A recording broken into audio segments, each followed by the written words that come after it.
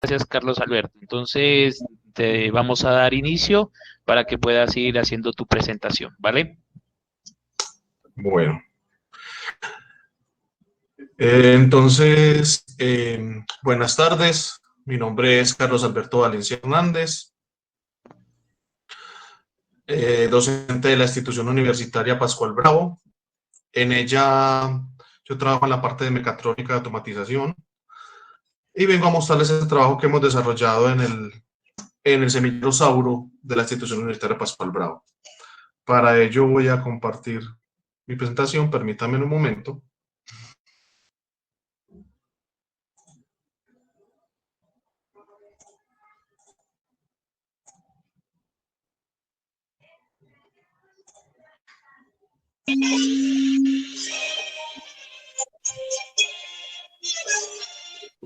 Bueno, nuevamente buenas tardes. Pues confirma por favor si están viendo la diapositiva.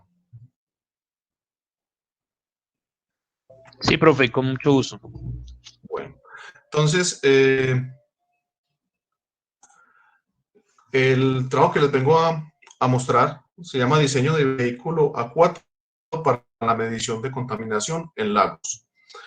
En este caso es desarrollado por mi persona, Carlos Alberto Valencia Hernández, y me acompaña Karen Lemel, que es una docente de la institución. Y, digamos, en esta parte hemos prestado la asesoría para el desarrollo de este trabajo. Lo primero es darle el crédito al señor Luis Felipe Arias Monsalve, que es, digamos, es el gestor de esta iniciativa. Él, digamos, la desarrolló o tiene la autoría de este trabajo. La idea, digamos, fue de él, y lo que hemos hecho los docentes ha sido acompañarlo en el desarrollo de este proceso.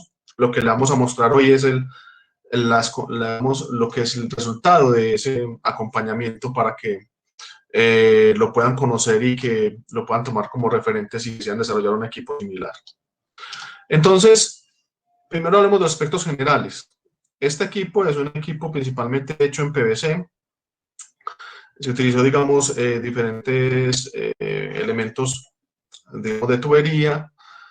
Tiene unas dimensiones de largo de 50 centímetros, de ancho de 40 centímetros. Tiene 3 motores. Ahorita vamos a hablar de, digamos, un poco de ellos y de sus interfaces de potencia. Consta, digamos, de una circuitería, se maneja por medio de un control RF, y posee tres sensores, los cuales miden 3 variables básicas, que son turbidez, acidez en el agua y temperatura. Este es el primer acercamiento que hemos tenido a la parte de submarinos, es el primer prototipo, es el primer experimento que hemos hecho y con el cual queremos, digamos, ya incursionar de forma más seria, digamos, en este tipo de vehículos. Tiene una autonomía aproximadamente 45 minutos, y que, digamos, son los datos principales y partiremos de ahí. A través de toda la exposición miraremos algunos aspectos generales, para que podamos conocer algunos aspectos técnicos particulares de cada uno de los elementos. Entonces, lo primero es mirar la estructura. Digamos, son fotos del mini submarino real.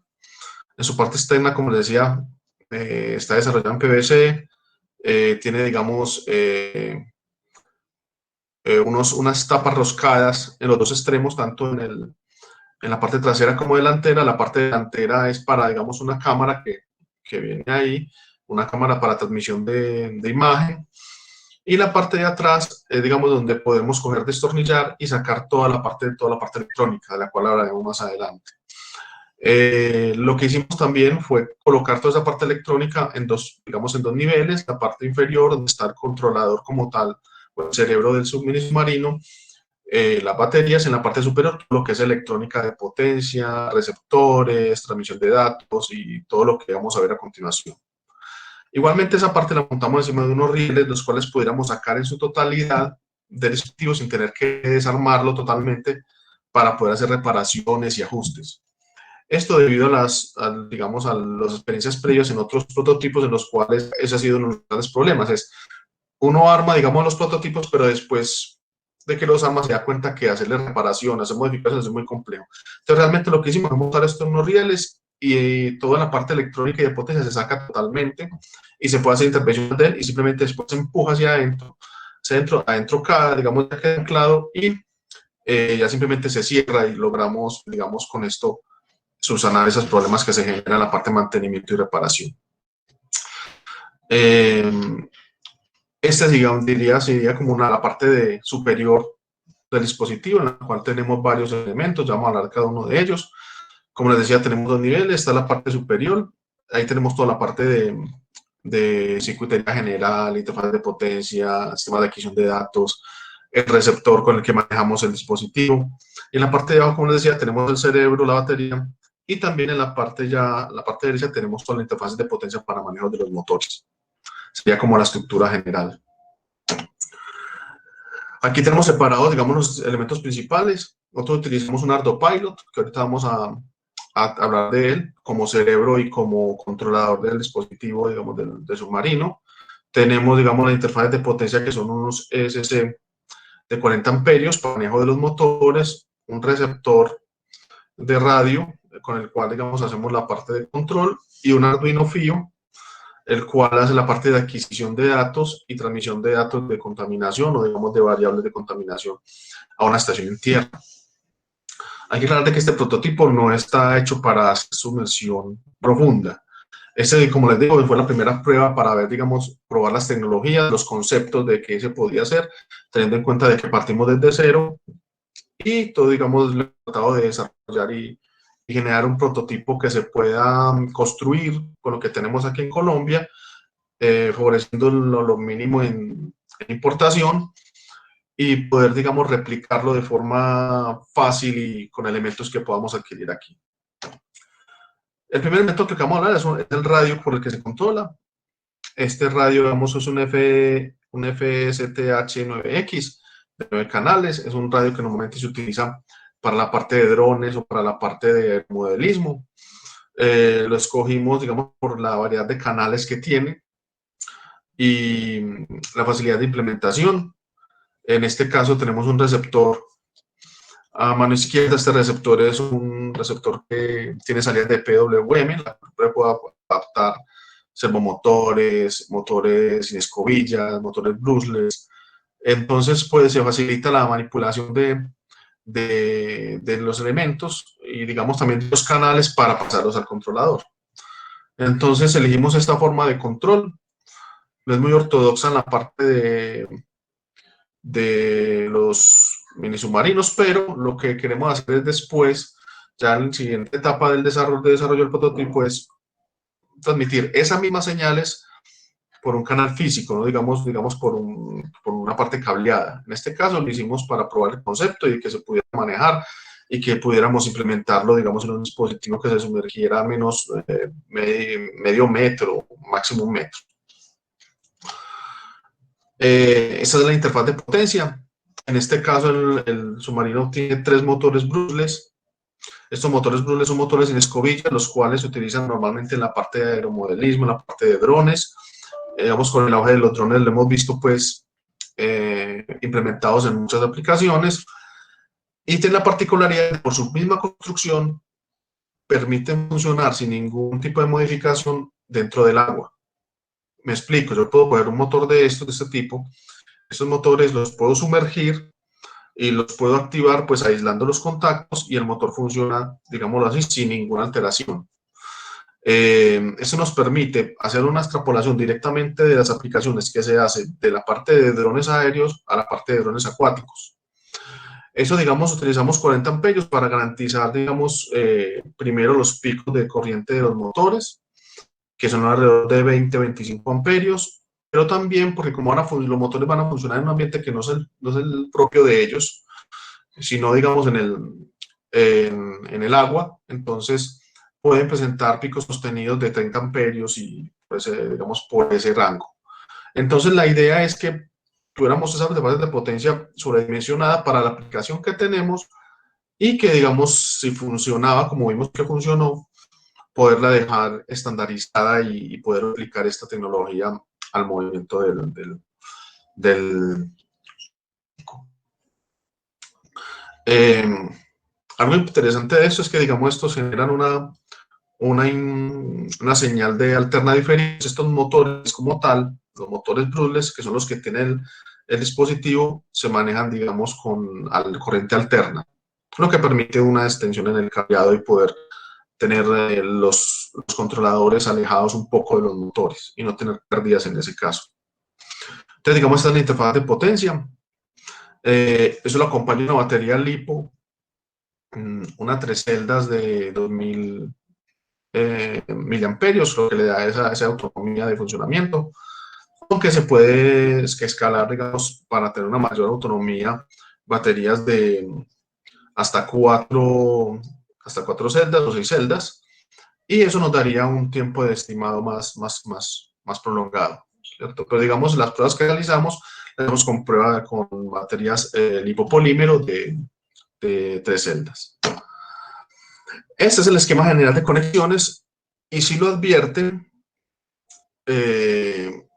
muchos dirán, pero es que ese es el esquema de conexiones de un dron normal, o sea, de un dron aéreo. Y la respuesta es sí. Nosotros en el Pascual Bravo somos muy buenos en la parte de drones, en la parte de desarrollo de prototipos, ya digamos, tenemos una gran trayectoria en esta área. Entonces lo que tratamos de hacer principalmente es extrapolar todo ese conocimiento que tenemos de la parte de de drones aéreos a la parte de drones acuáticos. Eso, la conexión que se presenta ahí en este diagrama es la misma que tiene puramente el dron acuático que estamos mostrando.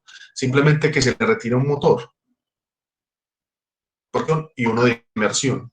Entonces simplemente se traspasa, digamos, esa parte. Y con eso, digamos, tendríamos la parte de diagramado general, es el conexionado general, y está soportado en una APM o un ArduPilot. Ese ArduPilot es el que me gobierna toda la parte de navegación y la parte de comunicaciones con respecto al dron como tal, la parte del movimiento, la parte de dirección, la parte si le pongo una cámara, el sentido de la cámara, y si le pongo, digamos, un elemento para mover la cámara, también me lo puede gobernar directamente. Y lo elegimos porque es muy flexible. Es uno de los cerebros más difíciles de programar en la parte de drones, pero también tiene una flexibilidad muy grande. Entonces, si logramos manejar esto, o sea, logramos manejar, digamos, y programar este dispositivo, podemos hacer, digamos, unas alteraciones que no se pueden hacer con otros cerebros como la NASA o, digamos, con otros elementos comerciales de DJI, por ejemplo, en donde yo puedo coger, retirar, eh, digamos, el GPS, y dejar que él vuele sin GPS, o que navegue sin GPS, para poder hacer una navegación más estable, digámoslo así. O digámoslo sin tener la necesidad de eso, cosa que no se puede hacer con otros cerebros. Entonces, en conclusión, digamos, en definitiva, lo que hicimos realmente fue pasar todo esto, toda esta la parte de conocimiento que manejamos en la parte de drones aéreos a drones acuáticos. Y lo manejamos bajo el mismo esquema. Y ese fue el concepto que manejamos para desarrollar el prototipo. A ver, la pregunta era, ¿podemos desarrollar un mini submarino con elementos de un dron aéreo? La respuesta es sí. Ese es el software que se utilizó para la configuración de la APM. Se llama Mission Planner, es un software libre que se puede, digamos, descargar. Es el mismo software con que yo puedo programar, digamos, elementos como la Pixau o, digamos, como otro tipo de cerebros para la parte de drones. Con este se logra la configuración para que despreciara, o digamos, para que no tuviera en cuenta el GPS y se pudiera manejar directamente por los canales del receptor, digamos, de la comunicación. Como les digo, la Pixau, que es otro tipo de cerebro para la parte de drones, también se puede realizar. Y el cambio principal, las modificaciones principales que hicimos a la parte de configuración para poner en cuenta y desarrollar el prototipo en base a esa placa. digo, la primera es poder sacar, digamos, y ecuación el GPS que nos genera muchos problemas, digamos, en la parte de navegación acuática, y la segunda, poder hacer modificaciones en el fondo como tal de cada canal por separado, para poder hacer un movimiento y poder programar los movimientos propios mini submarino y no tener problemas de conflictos porque él crea que el aire, simplemente le hicimos esas modificaciones y con eso logramos ese objetivo. Desde el punto de vista de los sensores, nosotros tenemos dos sensores básicos, o digamos tres sensores básicos: sensor de pH y temperatura, sensor de turbidez, y los cuales están colocados al frente del mini submarino. La idea de estos es que puedan captar estos datos básicos, fueron los que encontramos. Empezamos con estos datos simplemente por mirar unos datos de contaminación y que pudiéramos eh, revisarlos y que pudiéramos almacenarlos y a ver si de pronto en el futuro podíamos agregar más. Pero digamos, este fue, digamos, las variables básicas que tomamos. Para eso utilizamos un sensor de pH compatible con Arduino, en el cual se le puede agregar un sensor de temperatura, que digamos es una temperatura encapsulado específicamente para poder que sea sumergible. Y ese sensor de temperatura lo mantuvimos, digamos, en esta parte que les mostré. Aquí es un sensor muy fiable que podemos manejar y que se puede adquirir aquí en el mercado. De hecho, en Medellín o digamos en Colombia lo podemos traer sin ningún problema, lo podemos tener aquí, que elegimos para la medición de esta variable. Y tenemos un sensor de turbidez común, digamos, este sensor de turbidez estándar, que lo podemos observar, lo podemos encontrar en diferentes ventas, digamos, de la parte electrónica. Y con esto pudimos coger y desarrollar todo, digamos, a captar estas dos señales, digamos, para poderlas transmitir.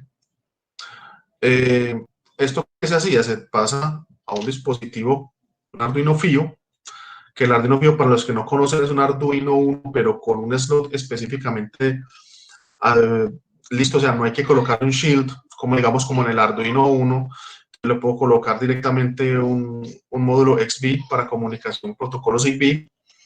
Ese comunica directamente serialmente con el dispositivo de transmisión inalámbrica, y ese dispositivo de transmisión inalámbrica se encarga de mandarlo a la estación en tierra. Como les decía, este es esencialmente un Arduino 1 con estos aditamentos, o sea, con este slot específico para este protocolo ZigBee. Permite, digamos, toda la parte de programación común, y tiene más características, como pueden ver, de un Arduino 1. Entonces fue muy práctico para poder desarrollar todo esto. Hay que aclarar de que este Arduino Fio se encargaba específicamente de la transmisión de datos y exclusivamente del tratamiento e interpretar los datos de los sensores. No interviene en la parte de navegación. Entonces en el equipo está separada la parte de navegación de la parte, digamos, de transmisión de datos. Esto con el fin de que no haya interferencia, digamos, en las dos, en la comunicación separada. Y este ya se encarga, digamos, ya se puede hacer, digamos, todo más fácil, digamos, para poder tener eso separado. Como les decía, este es un desarrollo del semillero Sauro de la institución universitaria Pascual Bravo. Ahí está mi correo, por si quieren hacer alguna consulta o quieren, digamos, hacer algo más concreto, o si quieren contactarme, que es carlos.valencia@pascualbravo.edu.co, y ahí pueden encontrar todo, también, pues, si necesitan alguna información al respecto. Muchas gracias, y pues estoy pendiente de las preguntas que tengan respecto al prototipo. Vale, profe, muchísimas gracias por su participación. Acá a nivel interno me colocan dos tipos de preguntas. La primera dice, ¿cómo realizaron ustedes para hacer el aislamiento de los componentes electrónicos y los motores del agua? Bueno, entonces lo primero que mirar es, primero, los motores no requieren aislamiento. Como les digo, los motores, digamos, los Brushless como tal, de hecho, cuando un dron, por ejemplo, un DJI o cualquier tipo de dron, se cae de 450, o sea, un Phantom o algo, lo único que no se le daña son los motores. ¿Por qué? Porque por su tipo de construcción requieren aislamiento para sumergirlos. Las primeras pruebas, lo primero que hicimos nosotros fue coger un motor de estos, conectarlo y tirarle un balde. Y siguió funcionando. Después con las pruebas que hicimos, que lastimosamente por el COVID, pues todos entendemos, fue ya montados en el robot, por ejemplo, no hubo problemas, digamos, desde el punto de vista de falta de funcionamiento. Los motores funcionaron bien y se pudo manejar de forma efectiva. La parte de aislamiento de los circuitos, ellos vienen internamente aislados en un tubo, digamos, en la parte central. Vamos a por acá. Permítanme un momento. Voy a volver a compartir la pantalla para mostrarles.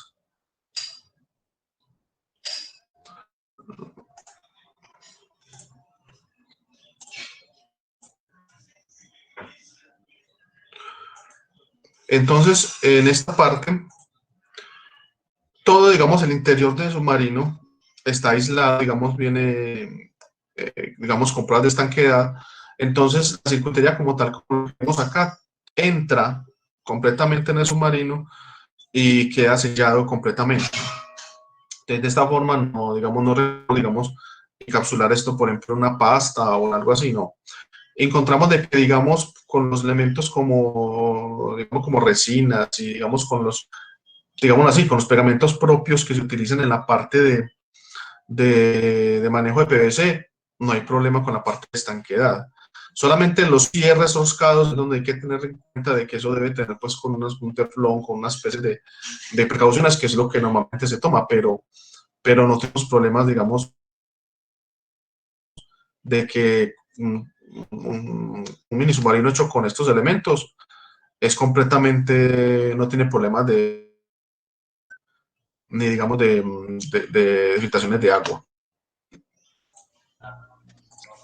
Vale, muchas gracias. Por acá también nos hacen otras dos preguntas. Bueno, continuamos con la siguiente. Dice, ¿cómo fue el proceso para desarrollar esa relación del tamaño y peso con respecto a la elección de la estructura del dispositivo? Bueno, entonces hay varias cosas. Realizamos unas simulaciones, digamos, en un software, pues, digamos, de simulación de fluidos, para buscar una forma óptima. Bien, digamos, que prevaleció fue, digamos, la disposición de los elementos. Nosotros no queríamos, por ejemplo, desarrollar un prototipo, como este es un prototipo, que no se pudiera replicar. Por ejemplo, que si ustedes lo ven en las fotos, no lo pudieran armarlo ustedes. Ustedes pueden ir tranquilamente a Home Center o, digamos, a cualquier otro digamos, vendedor, digamos, donde venden PVC, y usted puede armar el mismo prototipo que nosotros tenemos. Entonces, la idea era esa, es mostrar que se puede armar con estos elementos. Respecto al digamos, uno de los contratiempos que tuvimos, nos tenemos que dar cuenta de que hay que hacer las mejoras con respecto al peso, porque hay problemas en la sumersión. Entonces, como les digo, en esto estamos aprendiendo el primer prototipo que hacemos. Entonces hay que mejorar esa relación de peso, porque, digamos, sumerger todo ese aire no es fácil. Entonces, digamos, esa relación de peso también hay que tenerla en cuenta en esta segunda etapa de desarrollo, y con la cual vamos a complementar. Pero ese es el objetivo, o sea, que ustedes pudieran verlo, por ejemplo, y que puedan decir, yo puedo armar eso. Sí, cualquier persona en este momento, en una ciudad donde haya una ferretería, puede armar ese producto, o al menos la parte física. Vale, muchísimas gracias. Y bueno, y finalizamos con la última. Vamos a colocar las dos en una sola, que dice, ¿cómo fue el proceso para el alcance de la comunicación? ¿Y por qué no identificaron otra variable que se mide dentro de los parámetros del agua, como es el color? Bueno, entonces, lo primero es la parte de comunicación. Como les decía, nosotros venimos de manejar drones aéreos, entonces queríamos hacer la misma tecnología, aplicar la misma tecnología a los drones acuáticos. Entonces, lo primero que probamos es esa comunicación. Realmente esa comunicación es muy débil cuando se cambia de un medio, digamos, como el agua, al aire. Entonces, lo que miramos mirar a si era posible hacer esa comunicación, pero también, si esa comunicación era posible, después hacer el cambio de tenerlo, digamos, alámbrico. y eso, digamos, ya se hace simplemente conectando, digamos, un alambre con el emisor con el receptor y, digamos, hacer, digamos, unas amplificaciones, pero, digamos así, buscamos ese objetivo.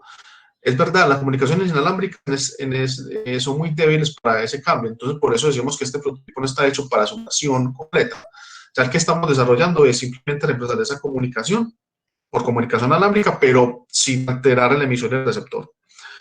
Eh, y lo segundo es, ¿por qué no incluimos otras variables? Porque, digamos así, escogimos las más simples, o sea, las más eh, fáciles de medir, los elementos que tuviéramos más próximos, digamos, a adquirir. Para lo mismo, por si alguien deseaba, pues, digamos, desarrollarlo, digamos, o tomarlo como base, pudiera decir, yo se lo puedo comprar. Entonces, fue más como de practicidad. Entonces, no es que no se puedan medir, ni que se puedan incorporar sensores nuevos, sino que si logramos hacer la transmisión de esos datos de forma básica, podemos hacer el mismo modelo de transmisión con el resto de las variables. Entonces, como les digo, estas son las variables básicas que se buscaron específicamente para hacer pruebas de concepto y con lo cual, digamos, pudimos desarrollar ese prototipo y pudimos comprobar que sí podemos, que sí es posible. Vale, listo. Muchísimas gracias, ingeniero Carlos, por su participación. Agradecemos a todos los presentes por estar aquí dentro de este proceso de ponencias. Entonces vamos a dar continuidad a nuestro proceso. Se prepara el proyecto Diseño y Desarrollo de un Robot Zoomórfico Hexápodo controlado por ROS de la Universidad Jorge Tadeo Lozano. Por aquí está el ponente Jorge, sí, ¿cierto? Buenas tardes, sí, sí, Buenas tardes, ¿cómo está Jorge? Bienvenido al... bien. Entonces le damos el espacio para que pueda hacer su presentación. Muchas gracias.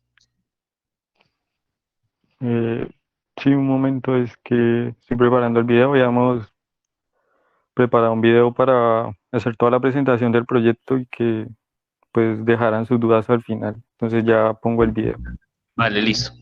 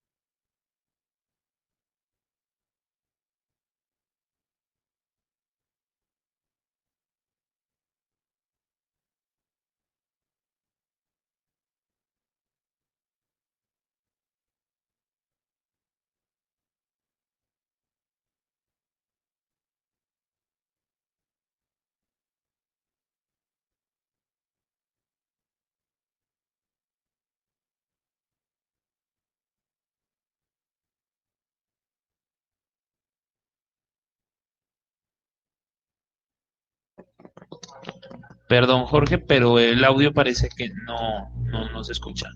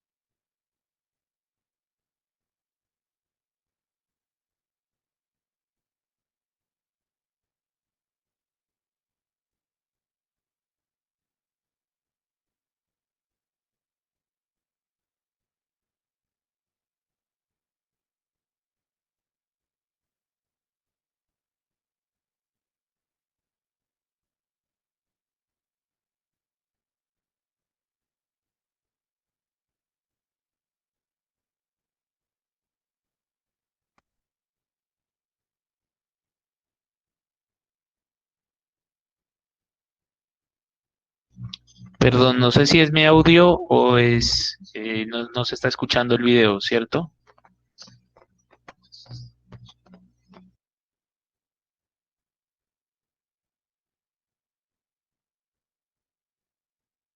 No, no se escucha.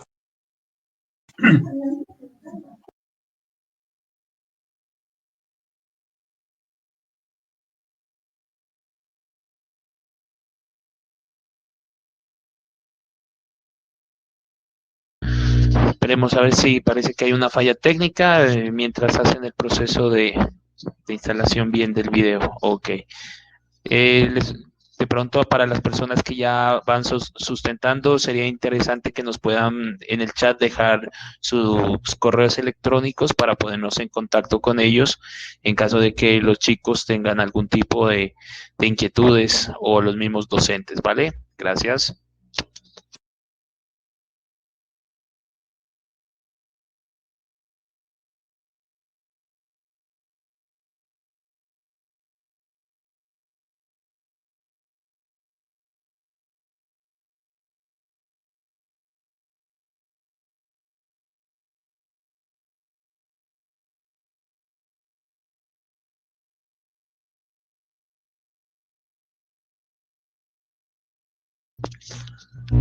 Jorge Iván.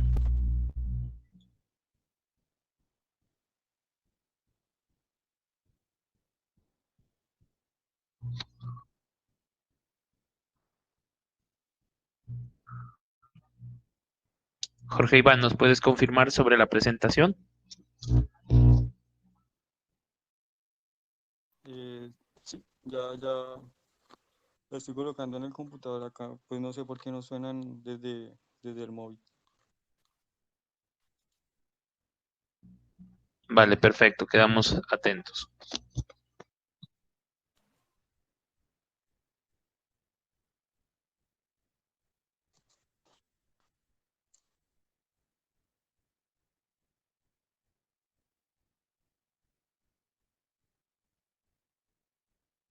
Entonces, igual recordarles a toda la sala que ustedes nos pueden dejar sus preguntas, inquietudes en el chat o lo pueden enviar directamente al WhatsApp del docente Fabio Gómez.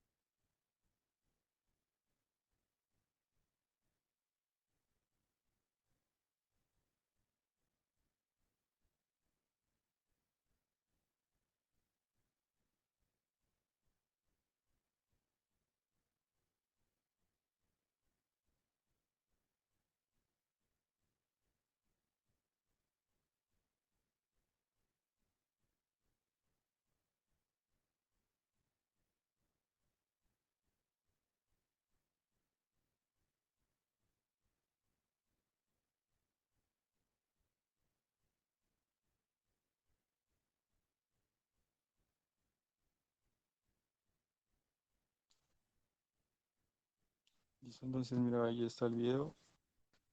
Prácticamente el video pues narra todo el desarrollo del proyecto. Entonces pues finalizando el proyecto podrían decirme sus dudas y pues yo estaré aclarándolas. Vale.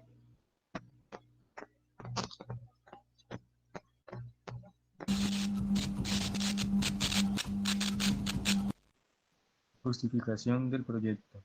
La robótica móvil es considerada por varios expertos un tema de enfoque de investigación en la actualidad.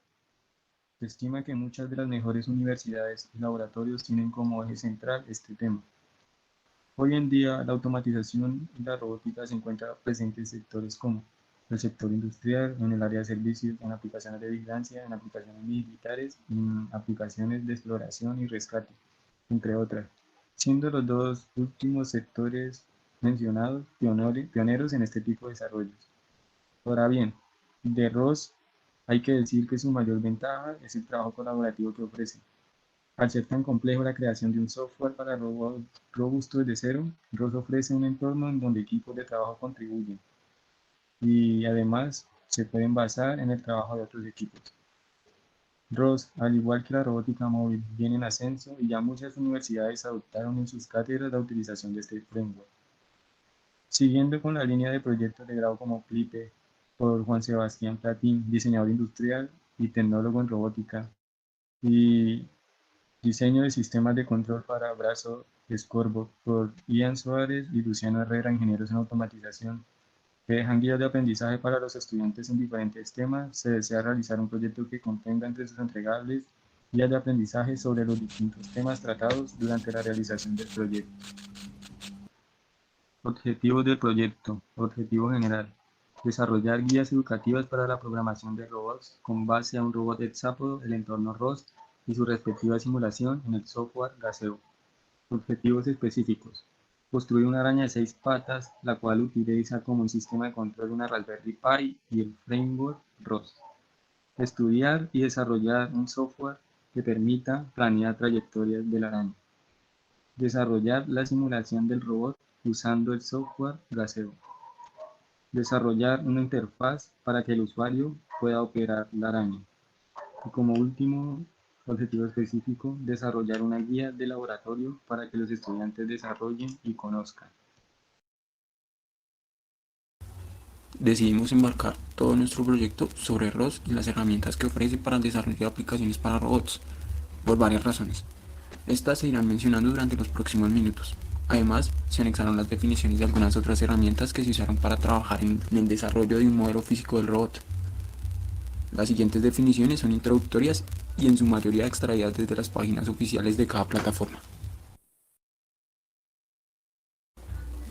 Sobre ROS, Robot Operating System. Aunque de su mismo nombre se puede deducir que es un sistema operativo, en la descripción que confiere directamente la web oficial de ROS está definido como un framework para el desarrollo de software de robots. Provee una colección de herramientas, librerías y convenciones que tienen como objetivo hacer menos compleja la tarea de crear aplicaciones para robots robustas usando una amplia variedad de plataformas robóticas. ROS comenzó como un pequeño proyecto en Stanford desarrollado por Eric Berger y Keenan Weigruber mientras realizaban sus estudios de doctorado. En un artículo publicado por la IEEE Spectrum sobre los inicios de ROS, Keenan justifica el desarrollo del framework como una necesidad evidente, impulsado por el patrón repetitivo de los desarrolladores de software para robots, la reinvención de la rueda, ya que, como se ilustra en la imagen extraída de la presentación que Keenan y Eric usaban para atraer inversionistas, los desarrolladores pasaban cerca del 90% del tiempo reescribiendo porciones de código antes ya construido y solo un 10% mejorando ese código. ¿Por qué ROS? El desarrollo de una aplicación robótica robusta es una tarea compleja. Lo que ROS ofrece es el desarrollo colaborativo, esto es, poder usar el software para robots creado por la comunidad ROS, por ejemplo el paquete desarrollado para controlar los servos Dynamic Cells en nuestra propia aplicación robótica, haciendo más sencillo su desarrollo. En los inicios de ROS ya existían algunos proyectos para el desarrollo de aplicaciones robóticas, aunque su naturaleza open source y la manera exitosa en la que ROS hizo su comunidad fue la que le permitió sobresalir y convertirse hoy en lo que algunos llaman el Linux de la robótica. Por su naturaleza distribuida, muchos paquetes ROS son construidos por su amplia comunidad. En la imagen se puede ver el aumento exponencial de paquetes y repositorios ROS durante sus primeros años. Desde hace ya tiempo se ha venido adoptando dentro del sector académico y comercial, especialmente en la robótica industrial y de servicios. La mayor parte de ROS está construida bajo el licenciamiento BSD, que es muy permisivo respecto al desarrollo colaborativo. Entre los componentes más importantes de ROS se incluyen su infraestructura de comunicación entre procesos, desde la que se pueden publicar mensajes y hacer llamadas a servicios, su librería TF, con la que se resuelve el problema cinemático de la robótica dentro de ROS, URDF, que es el formato para escribir robots compatible en todas las herramientas de framework, y su topología peer-to-peer, en donde es importante la existencia de un nodo master al que los demás nodos se anuncian para permitir la comunicación entre procesos dentro de la aplicación a través de la infraestructura de comunicación de ROS. Sobre Revis. Revis es una herramienta muy importante dentro del ecosistema ROS, especialmente en aplicaciones de robótica que requieren simulación. El Revis es el visualizador para ROS. Con él se pueden obtener modelos tridimensionales de robots descritos en formato URDF. Igualmente, se pueden visualizar los datos que adquiere un sensor, por ejemplo, una LIDAR, una IMU, una cámara o un sensor propioceptivo como un encoder. entre otros. El resultado de esos datos es algo como lo ilustrado por esta imagen. Esos datos pueden ser generados y publicados tanto por un robot físico como por una simulación de un robot ejecutado, por ejemplo, desde Gazebo. Sobre Gazebo. Gazebo es el simulador dinámico tridimensional predeterminado en ROS. Tiene la capacidad de simular con precisión y eficiencia múltiples robots en entornos complejos. Fue desarrollado por el Dr. Andrew Howard y Nate Coyne en el 2002. Desde ese entonces y durante mucho tiempo se empleó como plugin del simulador Stage de la plataforma PlayerStage. En el 2009, el proyecto desintegraba a ROS con la simulación de la segunda versión del Personal Robot dirigida por John Shu. Desde el 2012 se continúa con el desarrollo del proyecto, pero bajo la batuta de la Open Source Robotics Foundation. La importancia de la simulación. Desarrollar un entorno de simulación para un robot se convierte en una herramienta poderosa dentro de un proyecto de robótica, ya que a través de una simulación fiel se pueden hacer pruebas de forma rápida, optimizando de esta manera recursos, en especial tiempo y dinero, sin arriesgar el hardware. Sobre Movit. Movit es la principal herramienta, o mejor, conjunto de herramientas para la planeación de trayectorias y la manipulación dentro de la robótica móvil en ROS. Fue desarrollado por un equipo de trabajo en Willow Garage, obteniendo apoyo de diversas instituciones con el tiempo. En la mitad del 2015 y hasta entonces, la plataforma pasa a ser liderada por Picnic Robotics.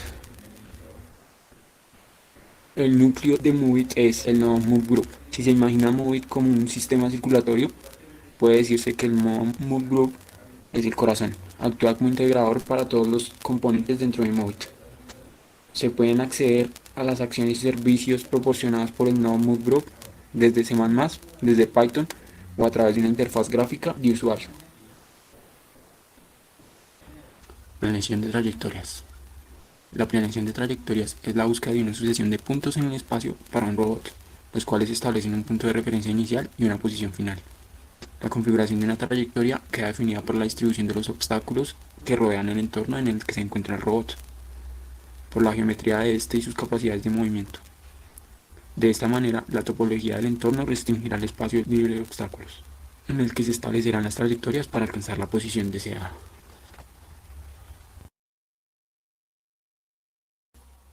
Al iniciar este proyecto, teníamos a disposición un inventario del CERI, Laboratorio de Robótica de la Universidad Jorge Tadeo Lozano. Especialmente contábamos con el uso de lo que llamamos primera versión, un Exabot creado por un diseñador industrial que cuenta con 18 servomotores Dynamixel AX12A como actuadores y una estructura de aluminio que lo hace resistente y a la vez liviano. Se decidió cimentar el proyecto tomando el modelo como componente principal de hardware. Dynamixel desarrolló una librería que funciona sobre GNU Linux, el sistema operativo Mac, Arduino y ROS. Dentro de ROS podemos referirnos a la librería Dynamixel Workbench como un metapaquete que encapsula 3 paquetes en el Controllers, Operators y Toolbox. Después de leer la documentación, se procedió a ensayar la función de cada uno de los paquetes, usando la primera versión del Exabot. Primero programando la locomoción de 2 de las patas del Exabot y posteriormente de 4 de estas. Las pruebas advirtieron que los actuadores requerían torques elevados para mover los eslabones. Se concluyó que la razón principal del problema era el mecanismo de unión eslabón-actuador, que producía a los servomotores elevadas inercias por vencer. Se decidió crear un nuevo modelo a partir de un diseño propio, una segunda versión que llamamos ROS, manteniendo los mismos servomotores como actuadores y garantizando las medidas estándar en las uniones. Para lograr este parámetro de diseño se usaron piezas de los kits Robotics en los eslabones, como se muestra en las imágenes. Los otros materiales que constituyen el modelo son el PLA, que se usó para crear una extensión para el tercer eslabón de cada pata a partir de la impresión 3D, y la fibra de vidrio con resina poliéster con la que se construyó el torso del robot, especialmente por su resistencia mecánica. A pesar de que existen más paquetes para operar los servomotores Dynamixel para Memory Morial, el framework se enfocó en dar soporte únicamente a Dynamixel Workbench. Este metapaquete incluye 3 paquetes dentro de él. El paquete Controllers muestra cómo emplear Dynamixel en diferentes modos operativos usando el paquete Dynamixel Workbench Toolbox. Por su parte, el paquete Operators contiene algunos ejemplos directos de cómo operar el paquete Controllers. Dentro de la documentación de DynamicCell Workbench se presentan las funciones con más detalle, además de la instalación, modos de uso y la configuración inicial de los paquetes dentro del entorno ROS. Lo primero fue verificar el funcionamiento de todos los motores usando RoboPlus Manager 2.0, un software para administrar servomotores DynamicCell. Posteriormente se configuraron las IDEs conforme a la estructura del Exabot. También se confirmó su funcionamiento usando el nodo Find DynamicCell del paquete Controllers, que además nos da toda la información de los servomotores conectados en el bus. Dentro del archivo de lanzamiento del paquete Controllers hay que establecer el puerto al que se conectará el bus y además la velocidad de transmisión de los servomotores. En el archivo de configuración se establece un mapa que tiene como objetos la cantidad de servomotores en el bus. Son vectores asociativos con dos combinaciones clave-valor, la ID y el tiempo de espera de retorno de cada servomotor. Al ejecutar el archivo de lanzamiento de la lista de DynamicCell configurados anteriormente en el archivo YAML, serán cargados y los servomotores conectados estarán disponibles dentro del ecosistema ROS.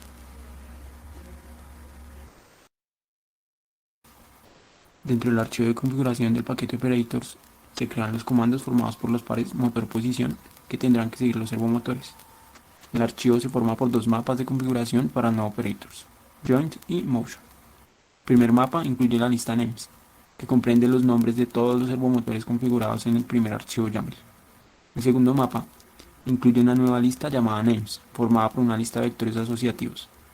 Estos vectores incluyen dos claves, STIP y el tiempo de duración del movimiento. STIP es una lista de ángulos en radianes a los que los servomotores deben ir.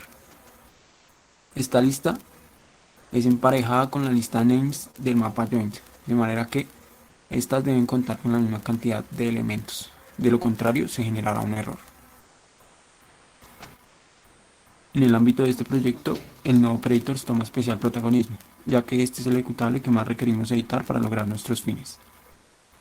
La edición inicia con algunas declaraciones adicionales dentro del archivo de cabecera.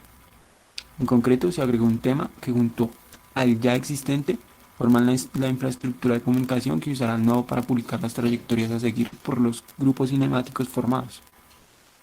Además, se ampliaron las llamadas a los servicios, obligatorias para cada mensaje de trayectoria diferente.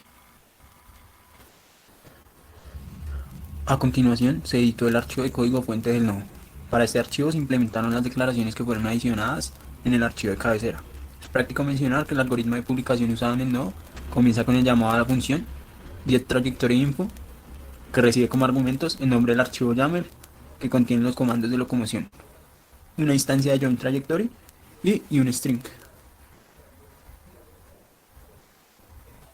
La finalidad de esta función es cargar los vectores asociativos dentro del archivo YAML en las instancias joinTrajectory. El valor de asignación al argumento string se usa como recurso para cargar el mapa de igual nombre. El siguiente paso realizado para la publicación de los comandos es la creación del servicio, como se indica en los tutoriales de la página oficial de ROS, partiendo desde una interfaz y posteriormente llamando a la función advertiseService. Esta recibe como argumentos el nombre del servicio y el nombre de la función callback. Este servicio, al igual que la función callback, están declarados en el archivo de cabecera. La función callback es la encargada de realizar la publicación del mensaje, de tal manera que al llamar al servicio se publicará el mensaje. En este video veremos los pasos a seguir para llevar a un robot a un entorno de simulación con ayuda de Movit. Lo primero que se debe tener es un archivo URF. Este es un formato XML donde se describe el robot. En este formato se describen los joins, los links, las transmisiones, el color, tamaño, todo lo relacionado con el robot. Como es un formato XML, todo en este archivo se maneja con etiquetas padre, etiquetas hijo y atributos. Se debe tener en cuenta que en la primera línea siempre va definida la versión del archivo XML junto con el formato de codificación. Posteriormente llamaremos a la etiqueta robot, la cual tiene un atributo name que tomará el valor del nombre del robot. Para la formación del robot debemos continuar con la definición de las etiquetas link y joint.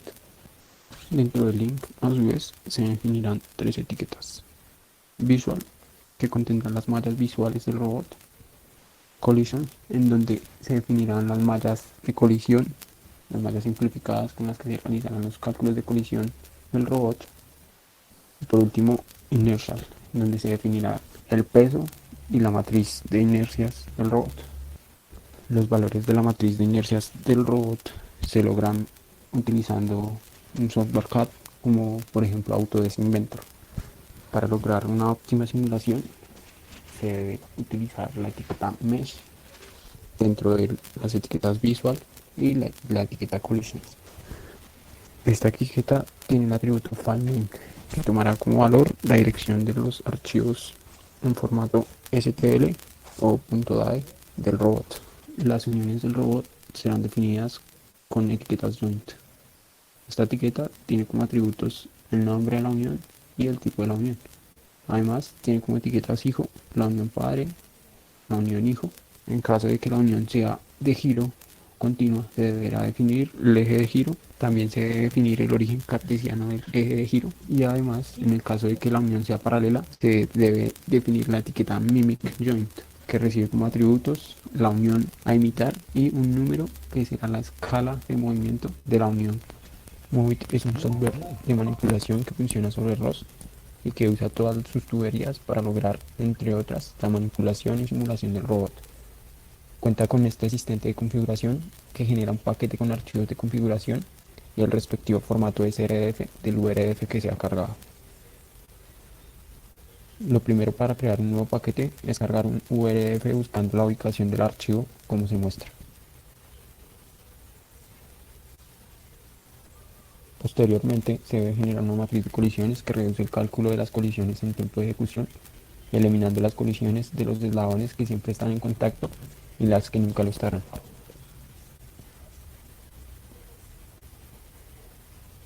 Luego se debe crear las uniones virtuales. Esta funcionalidad no aplica para este robot, ya que es un robot móvil.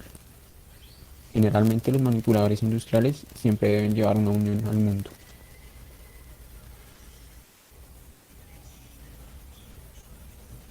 Ahora se definirán los grupos de planificación. Para este robot únicamente tendremos dos, ya que los demás grupos tendrán etiquetas de imitación dentro del URF que las harán mover igual al grupo de planificación definido.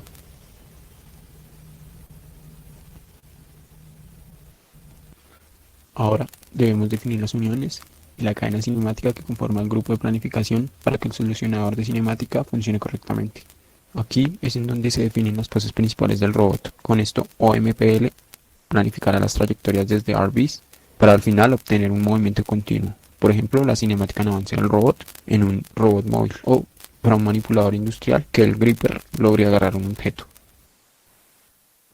Para agregar una nueva pose debemos dar clic en Add Pose. Posteriormente debemos colocar el nombre de la pose y el grupo cinemático que la va a ejecutar. Al lado derecho se encuentran unos sliders con cada una de las uniones que conforman las poses. Los valores de los sliders son tomados en radianes. Una vez definamos los valores de las poses, le damos guardar.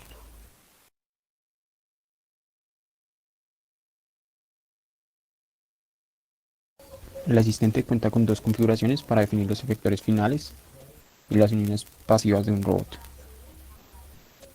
Ahora se definen los controladores del robot que servirán para publicar las trayectorias de las uniones en los nodos spawn, ya sea para la simulación del robot, por ejemplo, en gaseo, o para un control de un robot físico.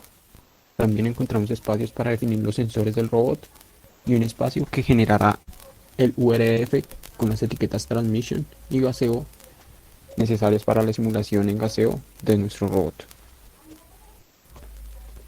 También se debe configurar dentro del asistente el nombre y el correo del autor del paquete. Estos metadatos irán dentro del archivo package.xml del paquete. Por último, se debe crear una carpeta dentro del workspace con el nombre del robot más la palabra config. Este será el nombre del paquete que contendrá todos los archivos generados por el asistente Movit. Aquí se muestra la ejecución de uno de los archivos .launch que genera el asistente. En particular, este archivo inicia el visualizador RBs de ROS. Aquí podemos ver cómo es la planeación y la ejecución de las trayectorias desde un punto definido a otro igualmente definido. Si todas las trayectorias se ejecutan de manera consecutiva, tendremos como resultado el avance del robot, como se logra ver en pantalla.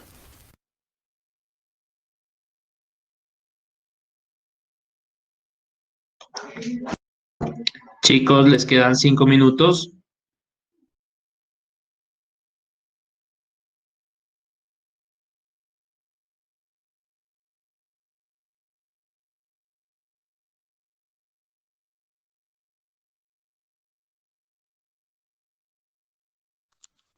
Listo, entonces ya terminó el video.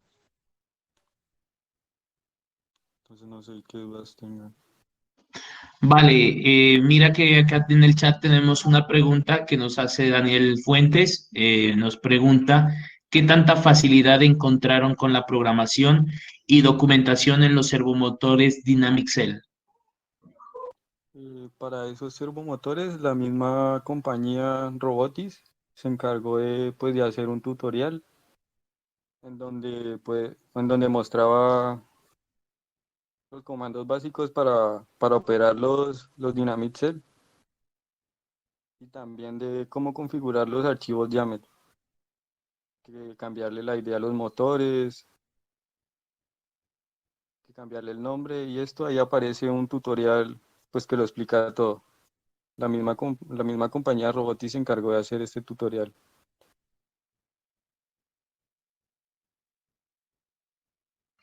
Vale, chicos, muchísimas gracias. No sé si tengan otra pregunta aquí del grupo. Lo estamos revisando por acá. No, parece que no tenemos más preguntas. Listo, chicos, agradecerles mucho por su participación. Un excelente proyecto, muy interesante, pertinente para nuestro contexto de la mecatrónica. Muchas gracias. Vale, a continuación vamos a continuar con la siguiente ponencia. Su nombre es Diseño y simulación de un robot manipulador con aplicaciones a la impresión de materiales conductores tipo tatuaje, haciendo uso de ROS y Molver, Tatutronics, también de la Universidad Jorge Tadeo Lozano. ¿Se encuentran aquí en sala?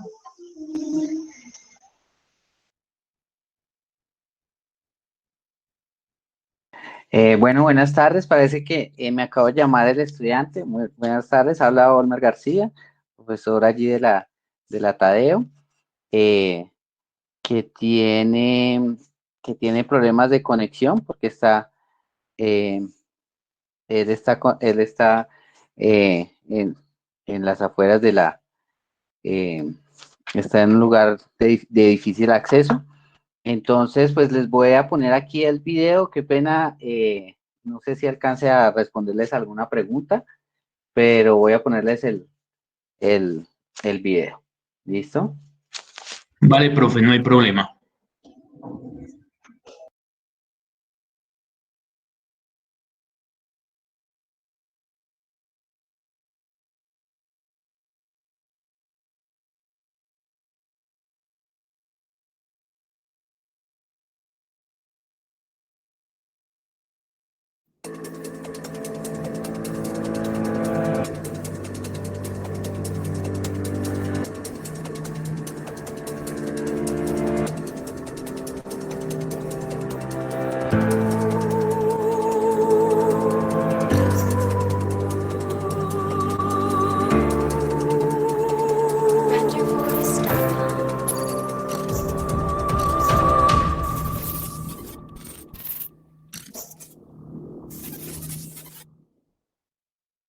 Introducción.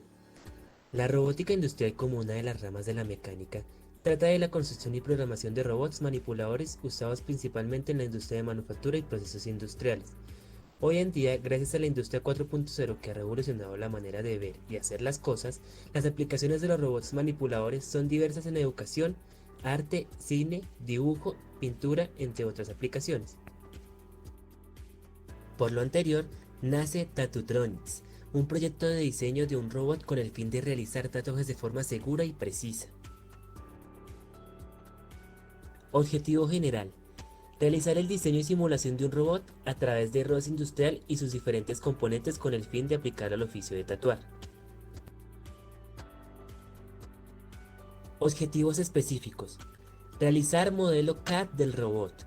Crear nodos de control y comunicación en ROS. Construcción del modelo virtual en formato URDF. Conectar robot virtual con el entorno de simulación en Gazebo.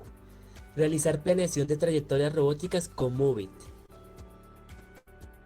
Las herramientas a usar son ROS Industrial, RViz, Blender, Gazebo, Movit y Ubuntu. ROS Industrial es un sistema operativo especializado para el diseño y simulación de robots industriales. El objetivo de este sistema operativo es hacer los robots más inteligentes que le permita llegar a un grado de autonomía en sus movimientos. RViz es una herramienta de simulación y visualización 3D para robots, el ambiente en el que se desempeñan y la información de sensores que estos generan dentro de este. Blender es un programa informático multiplataforma, dedicado especialmente al modelado, iluminación, renderizado, animación y creación de gráficos tridimensionales. Gazebo es un simulador de robótica 3D de código abierto. Movit es una plataforma de manipulación de robótica de código abierto. Sirve también para planificación de movimiento, manipulación, crear cinemática inversa, controlar, percepción 3D y comprobar la colisión del robot. Y por último tenemos Ubuntu, que es un sistema operativo de software libre y código abierto.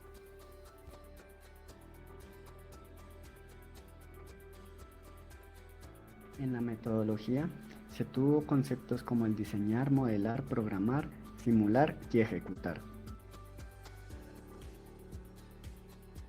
El paso a paso que seguimos fue la instalación de ROS en el sistema operativo del computador, preparación del espacio de trabajo, integración del diseño, modelo, programación y simulación, planeación de trayectorias y finalmente los resultados. Algunos conceptos básicos que manejamos en el proyecto fueron el espacio de trabajo, que es el conjunto de directorios que almacenan los códigos y librerías necesarias para el funcionamiento de ROS. Paquetes. Un paquete agrupa códigos o nodos que cumplen una función específica dentro del proyecto y debe contener los archivos package XML y cmylist.txt que contienen las configuraciones y dependencias del proyecto. Un nodo es una parte pequeña de código contenida en un paquete de ROS que sirve para conectarse con otros nodos. Pueden publicar mensajes a través de tópicos. ROS Core es una colección de nodos y programas que son requisitos previos al sistema basado en ROS. Se debe tener un ROS Core en ejecución para poder ejecutar los otros nodos y que se comuniquen entre ellos. ROS Launch es una herramienta para ejecutar múltiples nodos. C++ es un lenguaje de programación soportado por ROS. URDF es el formato de descripción de robot unificado en formato XML representativo del modelo del robot. XML es un lenguaje marcado extensible, no está definido, por lo cual permite crear nuestras propias etiquetas. Sacro es un lenguaje de macro XML, puede constituir archivos XML más cortos y legibles. Esto permite unir varios archivos XML como los URDF. TF es un paquete que permite al usuario seguir múltiples cuadros de coordenadas a lo largo del tiempo. TF en el proyecto se utiliza para realizar toda la cinemática del robot. Catkin es la herramienta de compilación de ROS multiplataforma de código abierto e independiente en cualquier lenguaje de programación. ROS Run es una herramienta de ROS que hace parte de ROSBAG y se utiliza para la ejecución de los nodos. En la integración del robot se ha creado una serie de paquetes que contienen los nodos que hacen el funcionamiento del robot. El primer paquete que encontramos es MyWorkcell Core, que contiene los nodos Vision Node y MyWorkcell Node, encargados del control y el funcionamiento del robot, así como de la gestión. El segundo paquete es MyWorkcell Support. Es un paquete con dependencias del paquete MyWorkcell Core. Aquí se crea el URDF del robot y los archivos de lanzamiento de otros. El paquete MyWorldCell Mobile Config es el paquete con toda la configuración de la planeación de las trayectorias y el control del robot en la simulación. MyRobot Gazebo es un paquete que permite agregar al robot al plugin de Gazebo para realizar la respectiva simulación. Join State Publisher es un paquete que permite el control cinemático del robot mediante una interfaz gráfica de código o de móvil.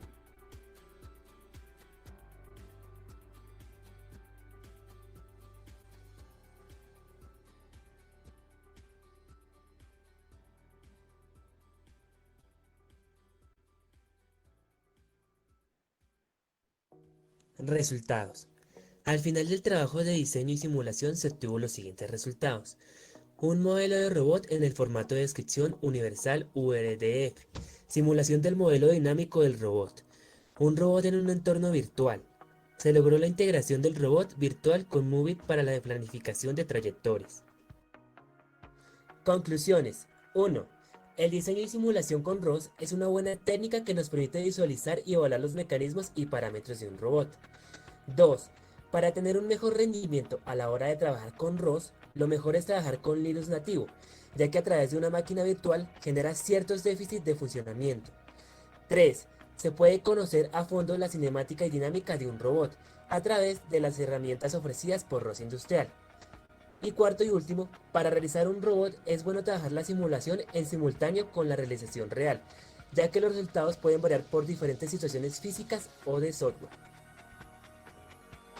Gracias por escucharnos. Nuestro equipo de trabajo está conformado por Mario David Álvarez Vallejo y Carlos Andrés Morales Puentes, ambos de Ingeniería en Automatización. Nuestro profesor, Olmer García, un agradecimiento enorme. Vale, profe, muchísimas gracias por el video, muy interesante el proyecto que van desarrollando los chicos. No sé si hay alguna pregunta por parte del auditorio. Y no sé si tienen alguna pregunta, pues digamos que este proyecto, digamos, de este brazo robótico, digamos, hace parte de un proyecto que hemos venido desarrollando en unión con el Laboratorio de Nanomateriales, donde ellos necesitan, digamos, como alguna forma, pues reproducir el proceso de tatuar, pero alrededor de diferentes tipos de fibras, ¿sí? No estamos pensando en tatuar personas, sino tatuar fibras a partir de pequeñas capas nanométricas de otros materiales. Entonces, pues digamos que esa es como la finalidad. Este fue nuestro primer, digamos, resultado parcial, donde logramos, digamos, montar toda la infraestructura allí tecnológica que se requiere. Acá nos hacen una pregunta, nos dicen en cuanto a la presión del sistema de punción o de imprimación de tinta, ¿cómo se hace ese proceso de elección del sistema? Sí, como les decía, digamos, esto no está pensado, digamos, en humanos, por lo menos. Está pensado más en fibras de diferentes tipos. Y allí, pues, digamos que lo que se hace es que se tensiona la fibra en determinada forma. Aquí lo que nos interesa son las trayectorias que logren, digamos, atacar a la fibra por diferentes direcciones. Es decir, que no solamente tengo que tener en cuenta que él sigue una trayectoria, digamos, en X, Y, Z, sino que también debe atacar la fibra con una orientación.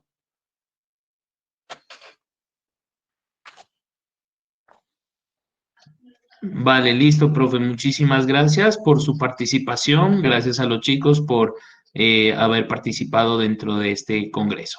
Entonces vamos a darle continuidad a nuestras ponencias.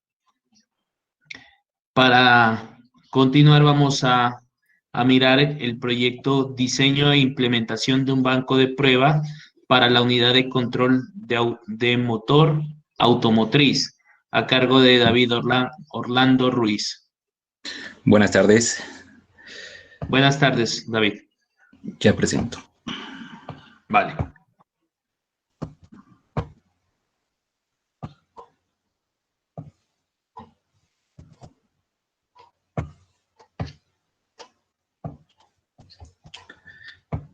¿Sí se mira la presentación? Sí, David, está bien. Bueno, muy buenas tardes. Presento mi artículo, el cual es diseño y implementación de un banco de pruebas para unidad de control de motor.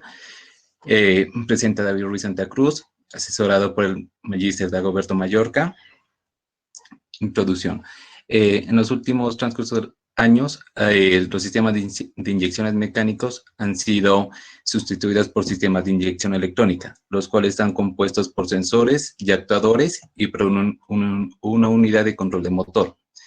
Esto se aplica en los autos con el fin de reducir emisiones contaminantes, tener mayor potencia y una mayor durabilidad del motor. A su vez, pues nos trae nuevos retos que son las ECUs, del cual por tal motivo se diseñó el banco de pruebas para diagnosticar estas unidades. En la ciudad de Pasto, entre los años 2003 a 2008, se creció el parque vehicular en un 247%, generando mayor demanda en mantenimientos de diagnóstico y fallas. Con esto, pues a los talleres automotrices traen nuevos retos tecnológicos para estar a la vanguardia y por tal motivo se genera pues el banco de pruebas, como podemos ver aquí. Justificación, pues la empresa reconstructora de motores Ruiz solicita el diseño del equipo con el fin de mejorar los recursos tecnológicos de la empresa, a su vez agilizar en diagnósticos automotrices y tener una mejor respuesta con el cliente en reducir tiempos y tener una respuesta más acertada sobre la falla. Objetivo general. Se desarrolla un banco de pruebas de unidad de control de motor para la verificación del funcionamiento y diagnóstico del vehículo Mazda B2600 para la empresa reconstructora de motores Ruiz. El marco teórico abarca lo que es sensores, ECU o unidad de control de motor y actuadores. Los sensores son los que vemos aquí a continuación, que son CKP, CMP, TPS, IAT, MAP y ETC. El CKP es el encargado de medir las revoluciones del cigüeñal del motor. Igualmente para el CMP, es el encargado de verificar la sincronización entre el cigüeñal y el eje de levas del motor. El TPS, que es el que se encarga de determinar la posición del acelerador de la abertura. IAT es un sensor de temperatura de aire. El sensor MAP es el encargado de medir el vacío que tiene el motor y el sensor ETC es un encargado de medir la temperatura del refrigerante del motor. Estas señales de los sensores son las que yo diseño con el fin de enviar hacia la unidad de control de motor, poder diagnosticarla y esta a su vez envía unas señales hacia los actuadores. Entre los actuadores están los inyectores y bobinas, que los inyectores son los encargados de enviar el combustible hacia el motor y las bobinas de generar la chispa dentro del motor con el fin de generar la combustión interna. Dentro de la metodología se abarca el diseño de la arquitectura de hardware, que son el diseño esquemático, el diseño de la board, que fueron diseñados en el programa Eagle, y la implementación del algoritmo se generó las señales de sensores, se adquirió las señales de los actuadores de la unidad de control de motor, y por último se diseñó software HMI en una pantalla Nestion de 7 pulgadas con el fin de poder variar las señales de sensores y a su vez adquirir las señales de los actuadores. En el diseño esquemático, que miramos a continuación, esta es la tarjeta que se encarga de controlar pues, entre el sistema embebido y la unidad de control de motor. Aquí podemos ver los autoacopladores, los transistores y sus fuentes de alimentación. El diseño de la board se divide en 5 etapas que vamos a ver a continuación cada una. Entre ellas está por la etapa 1 y etapa 4, que se utilizó con un autoacoplador 4N25 para aislar entre el sistema embebido y la ECU, evitar interferencias de señales. En la etapa 2 se utilizan transistores TIC 122 con el fin de amplificar la señal que se envía del sistema embebido hacia la unidad de control de motor y a su vez que soporte los amperajes que necesita. En la etapa 3 diseño un filtro RC para cada señal con el fin de filtrar la señal para que la unidad de control la pueda adquirir. Entre ellos utilice pues como base un condensador de 10 microfaradios, a una frecuencia de 1.5 Hz, obteniendo una resistencia de 10 kiloohmios. Esta resistencia se utilizó y el tipo de condensador, como dije anteriormente, de 10 microfaradios para atenuar la señal. En la etapa 5, pues para la alimentación, utilicé un regulador LM2596 para la parte de alimentación de la tarjeta de control, y para el sistema embebido trabajé con un regulador 7809. En la implementación del algoritmo, trabajé pues en la señal CKP, como les decía, era para adquirir las revoluciones de motor. Se trabajó en una frecuencia de 122 Hz, como podemos ver en las imágenes, a 1130 Hz. Esto se trabajó con un timer 1, al cual trabaja 16 bits, y se trabajó con un CTC, que es el desbordamiento del timer, con un valor de 16.392. Para la frecuencia de 1130 Hz, trabajé con un CTC de 14.159, y como podemos ver aquí en las imágenes, con una señal de onda cuadrada.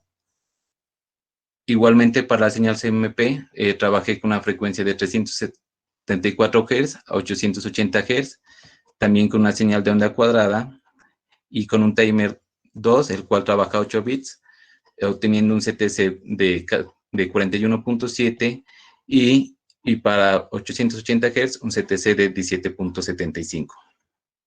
Para las señales TPS y MAP se trabajó con el timer 3 y timer 4, como podemos ver en las imágenes del osciloscopio. Ahí se las grafica su funcionamiento, y se aplicó el filtro RC para atenuar su señal. Igualmente para la señal IAT y ETC, la IAT, como les dije anteriormente, es de temperatura de ambiente del motor. Se trabajó con un timer 4 con 16 bits, igualmente para la señal ST, que es la temperatura de refrigerante del motor, con un timer 4, pero en diferentes pines de salida, como podemos ver en IAT es de 7, y en el pin de salida 8 para el ST. Para adquirir las señales se adquirió de los inyectores y de bobinas. Para inyectores se trabajó 4 adquisiciones, que es lo normal dentro de un motor de un vehículo, que trae siempre por defecto 4 inyectores, entre los más comunes, y se adquirió las señales de las bobinas en unidad de frecuencia. Se diseñó el software HMI en la pantalla Nestion, que es una pantalla de 7 pulgadas. Primero tenemos el menú, donde en la primera fila se encuentran las señales de los sensores, y en las siguientes 2 filas, que es inyectores y bobinas, son los de los actuadores, la adquisición de señales. Aquí podemos ver la señal de ACKP y CMP por medio del slider, TPS y MAP, de ETC y AT, y por último la adquisición de las señales de inyectores y bobinas en unidad de frecuencia. Los resultados: utilicé 3 unidades de control de motor. Entre la primera es de una Mazda B2600, la segunda de una camioneta Toyota RAV4, y por último de una camioneta Ford Explorer. Para la computadora de Mazda B2600 generé la señal CKP en un rango de 610 Hz, y verifiqué la adquisición de la señal mediante el banco de pruebas, que estaba trabajando en un rango del inyector de 36 Hz, y igualmente para las bobinas de 182.20 Hz. Varié la señal desde 31.70 Hz hacia 83.05, obteniendo un promedio de error de 0.50 en la adquisición de señal de inyector. Igualmente para la bobina, trabaja en un rango de 165 Hz a 221, obteniendo un rango de error de 0.18. Para la segunda computadora, que es una camioneta Toyota RAV4, generé la señal de la CKP en un rango de 350 Hz, onda senoidal, la cual la generé por medio del banco de pruebas, y verifiqué su funcionamiento mediante un escáner automotriz en una velocidad de motor, o las revoluciones por minuto, de 575 RPM. Igualmente para la señal TPS. La señal TPS se generó y se grafica primero por medio del osciloscopio, y mediante el escáner automotriz procedía a verificar que lo que yo enviaba era igual a lo que recibía. Para las señales MAP y señal ST, Igual hice lo mismo, que la señal MAT es el vacío del motor. Me envié la señal, como podemos ver en el osciloscopio, y la verifiqué por medio del escáner automotriz. Igualmente para la señal ST, grafiqué la señal enviada y la verifiqué por medio del escáner automotriz. Los porcentajes de errores que tuvieron en el sensor TPS, ST, MAP y AT fueron de 0.16, 0.10, 0.14 y 0.15. Y en la señal de bobina, la adquisición se trabajó en un rango de 19.50 a 45 Hz, obteniendo un porcentaje de error de 0.75.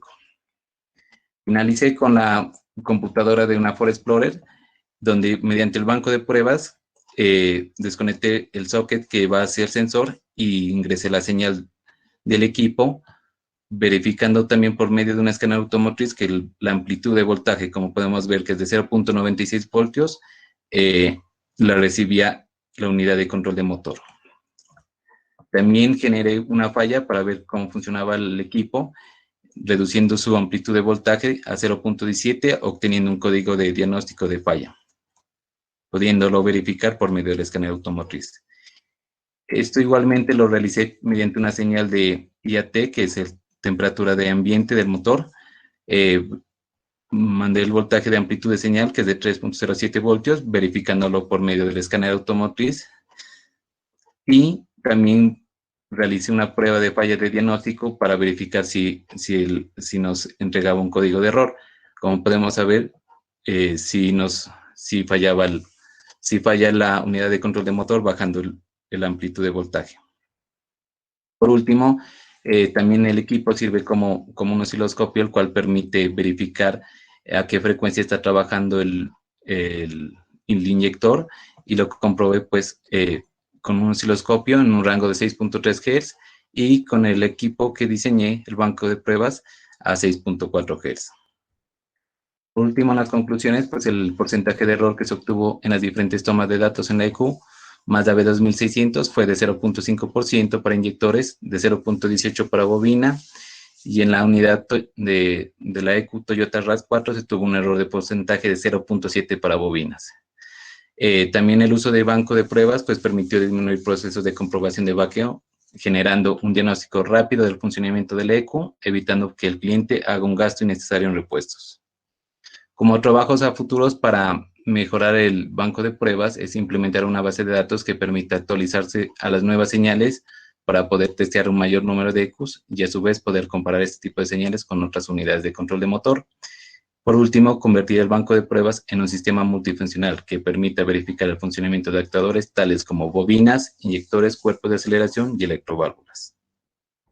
Aquí están las referencias. Gracias por su atención.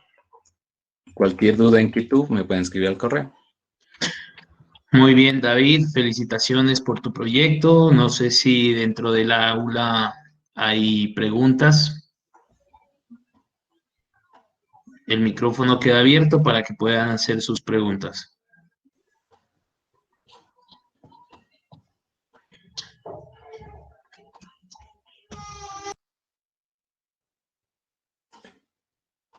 Vale, dentro del chat tampoco tenemos preguntas.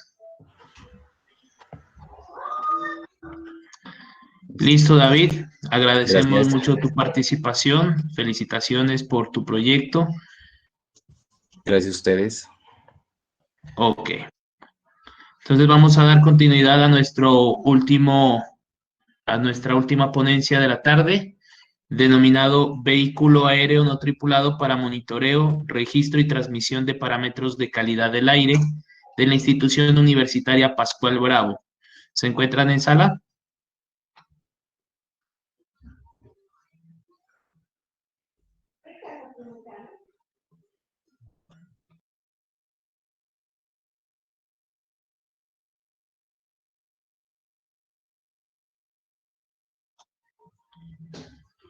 No sé si están por aquí, de la institución universitaria. ¿Puede repetir el título? Que no hay problemas, aquí sí es la ponencia que yo estoy presidiendo. Vale, Vehículo Aéreo No Tripulado para Monitoreo, Registro y Transmisión de Parámetros de Calidad del Aire. Sí.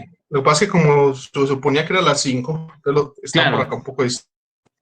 Ah, vale, tranquilo, no hay problema. Pero sí, por acá tengo ya la ponencia preparada. Vale, perfecto. Entonces, mientras se va alistando nuestro compañero, les damos unos minuticos para empezar, ¿vale?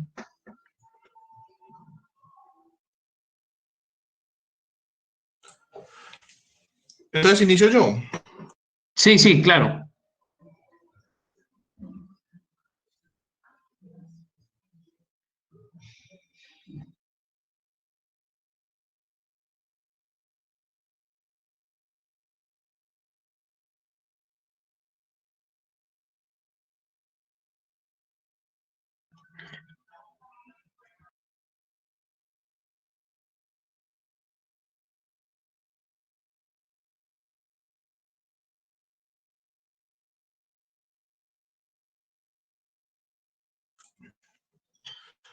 Listo, entonces buenas tardes.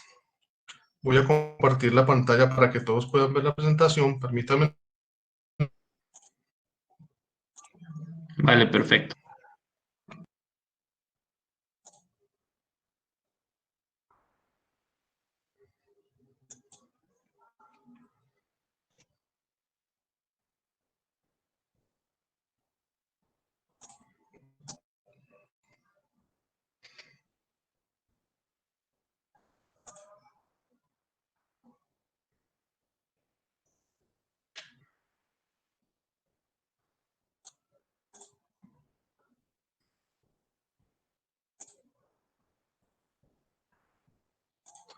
Por favor, me confirman que están viendo la presentación, por favor. Sí, correcto. Entonces, buenas tardes. Es Carlos Alberto Valencia. Les vengo a presentar este trabajo, que es el vehículo aéreo no tripulado para el monitoreo, registro y transmisión de parámetros de calidad del aire. También, digamos, estuvimos trabajando con la docente Karen Lemel.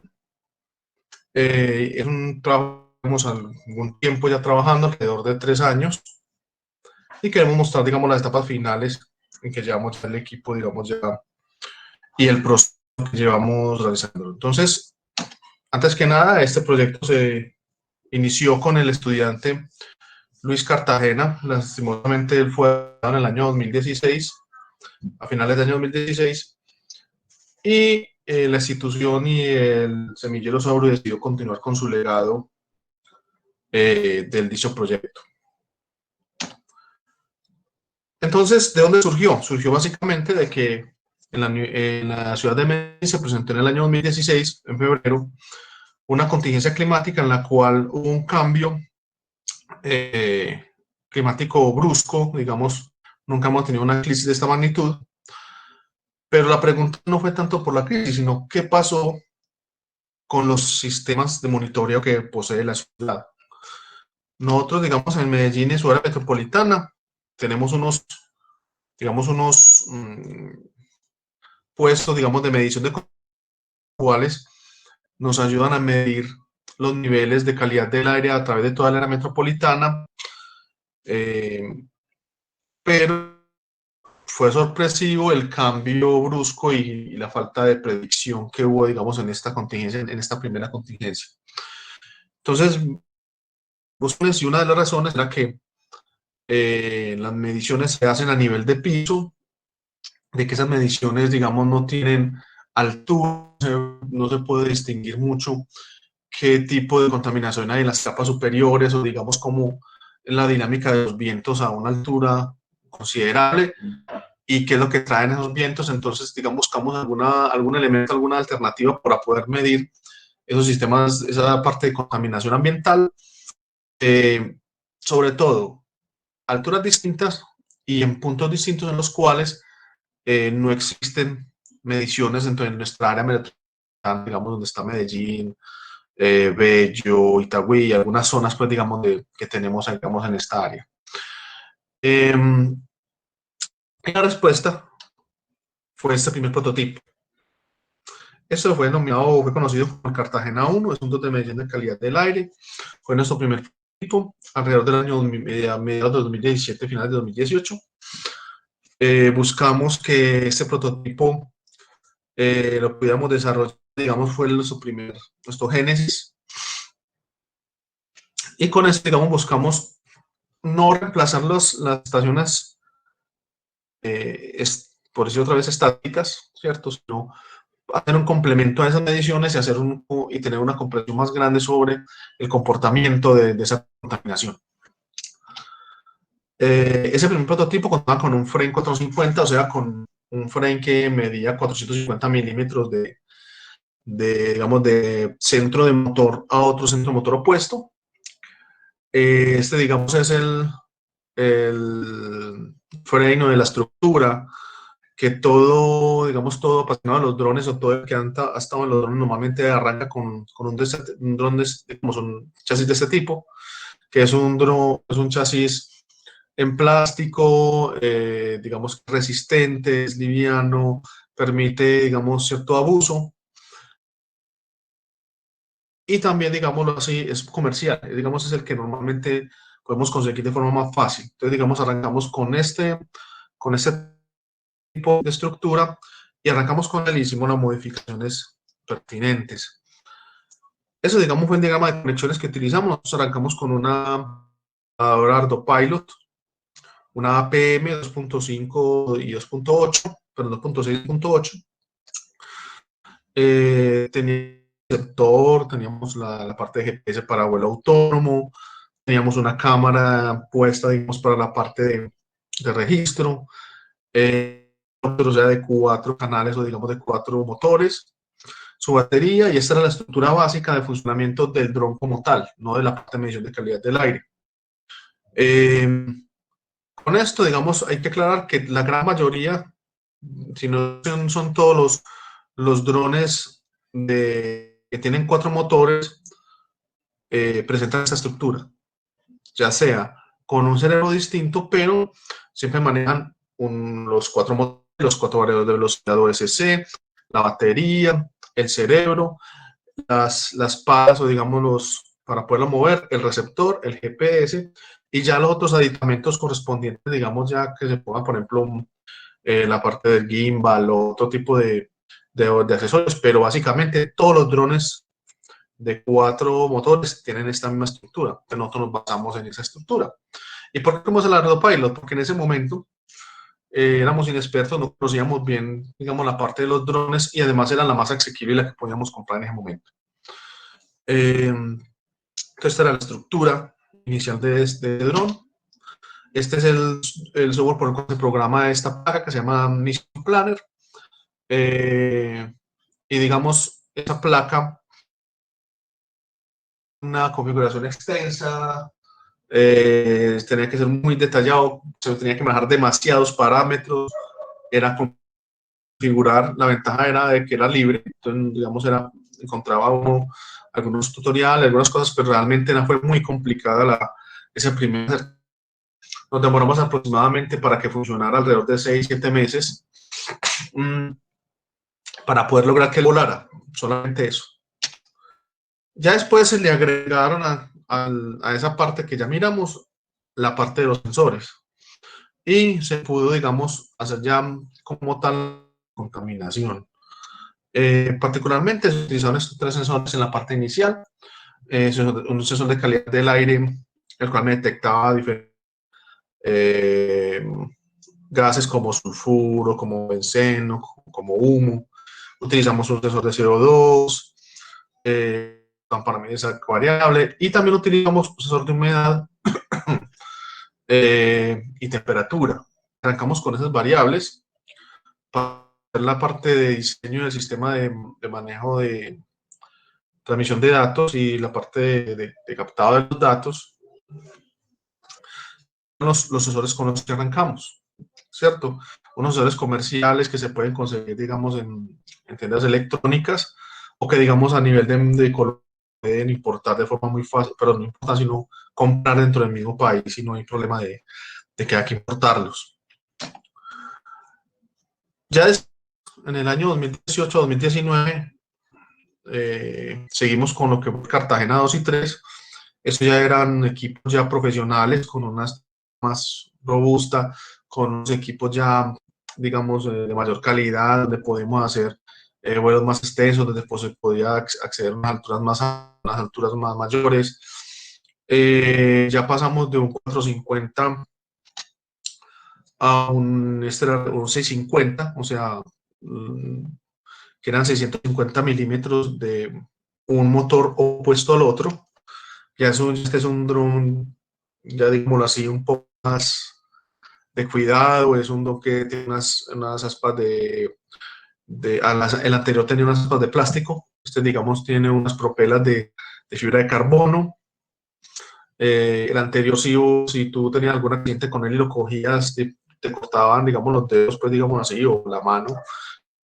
Peligro potencial, esas aspas de fibra de carbono, el cual ya tendría uno afectaciones graves en la extremidad o digamos en un equipo que ya había que tener unas precauciones más altas. Es un chasis que se marca Tarot. El chasis está hecho en fibra de carbono, full carbono. Como es un dron plegable, porque la idea es que también se pudiera transportar. Entonces buscamos que ese chasis se pudiera doblar.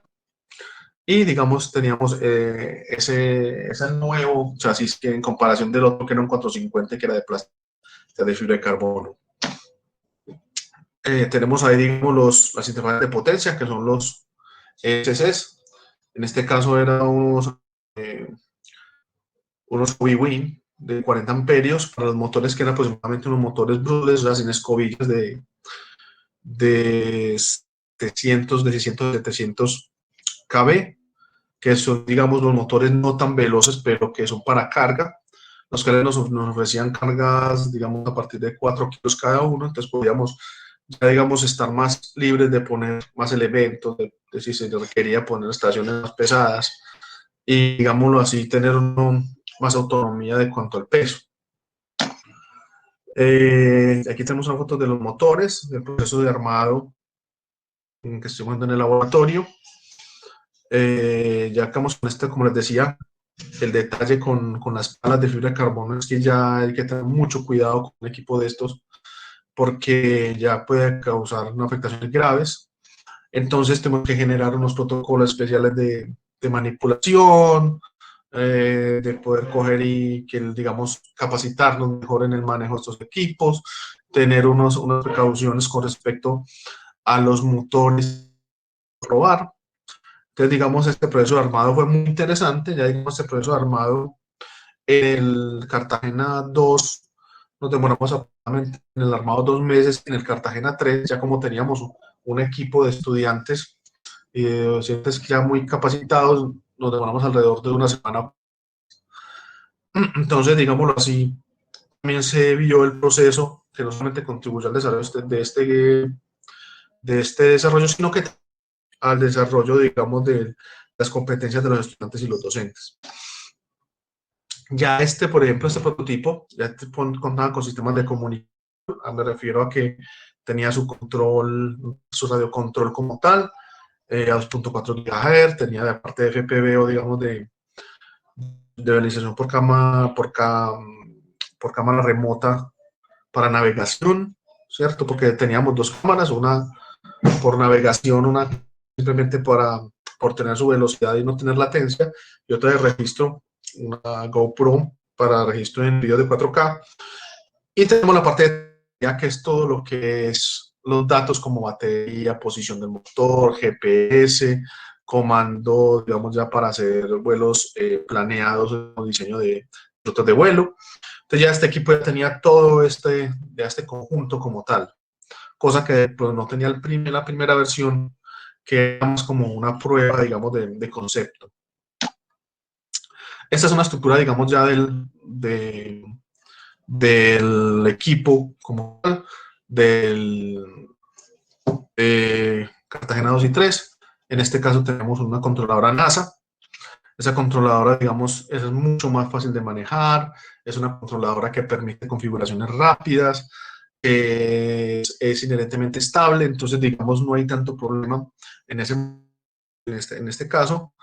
El único detalle con estas placas DJI es que se requiere para hacer vuelo autónomo un elemento que se llama Data Link, y por eso, digamos, ya muchos de los de la parte de drones están tratando de pasarse a cerebros como la Pixau u otro tipo de equipos que sean más libres y problemas para los vuelos autónomos. Pero, por ejemplo, esta es la estructura que manejamos nosotros. Ahí vemos, digamos, la conexión de los motores, la parte del receptor, toda la parte de configuración desde el software. También se pueden hacer manipulación, digamos, de cámaras de video y toda la telemetría, que es el envío de los datos del dron, de navegación y de estado de baterías hacia la estación en tierra. Ese, digamos, es software de configuración, ese software, digamos, de la NASA, el cual uno escoge el tipo de dron que va a ser, si va a ser cuadróptero, digamos, hexacóptero. Entonces lo podemos, digamos, como pueden ver, los parámetros son muy fáciles de configuración, es muy amigable, sobre todo la NASA V2, que digamos es una tarjeta muy buena, pero que tiene un elevado, pero ya podemos hacer cosas más profesionales, tener unos equipos con una fiabilidad más grande que con la APM. Adicionalmente utilizamos ya, digamos, es una página que se llama ECAL. Esa página ECAL me ayuda a mí a corroborar los datos de diseño de los drones. Ahí yo puedo colocar qué batería tengo, qué tipo de motores tengo, qué frame tengo, qué tipo de carga tengo, cuánta carga útil voy a poner. Él me hace unos diagnósticos de consumo de batería, de tiempos de vuelo, de autonomía, algunos parámetros, digamos, de elevación. O sea, me da un conjunto de características, él mismo me las calcula y que me entrega, digamos, ese tipo de datos para yo tener también una corroboración de diseño.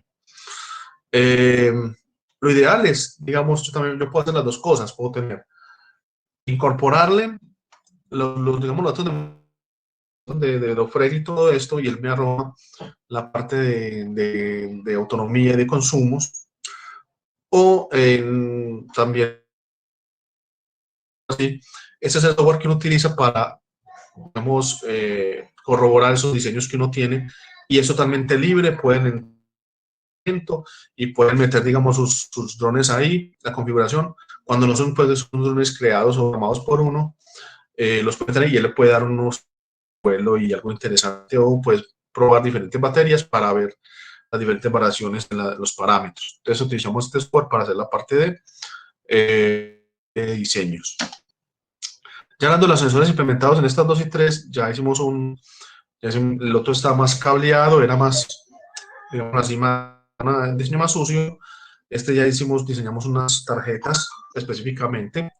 Incorporamos el Arduino Fino, que es un Arduino de comunicaciones para la parte inalámbrica por protocolo Zigbee.